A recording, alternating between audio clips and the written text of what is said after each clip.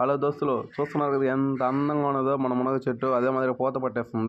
కింద చూస్తే కమ్మిరి పురుగులు ఎక్కేస్తున్నాయి మన మునగ చెట్టు మొదట్లో. ఈ కమ్మిరి పురుగులు పోయేదానికి నా దగ్గర అయితే ఒక సొల్యూషన్ ఉంది. ఇంకేమైనా సొల్యూషన్ మీకు కానీ తెలిస్తే కామెంట్ చేయండి. నాకు తెలిసిన సొల్యూషన్ ఒకటి ఈ వీడియోలో చెప్తాను, చూడండి. ఫస్ట్ మన ఇంటి పక్కనే ఉన్న గడ్డి వంకాడ పోయి గడ్డి తెచ్చాను ఒక రొంత. తీసుకొచ్చిన గడ్డిని అయితే మాత్రం మునగ చెట్టు మొదట్లో పెట్టినాడు మంటేద్దామని. చూడండి ఏ మాదిరి రౌండ్ గా పెడతాం. మునగ చెట్టు మొదట్లో మొత్తం పెడతాం రౌండ్ గా. ఎక్కడైతే కమ్మిడి పురుగులు ఉంటాయో అక్కడ పెట్టాలి మనం గడ్డి. అట్ట కాదని ఇంకేడన్నా పెట్టినా చెట్టు మొత్తం పోతుంది. చూస్తున్నారు కదా, అగ్గి పెట్టి మంట వేస్తున్నాను నేను. మంట అయిన తర్వాత అది ఎగిరిపోకుండా గాలికి మనం కర్రతో దోసుకుంటా ఉండాలి మంటని.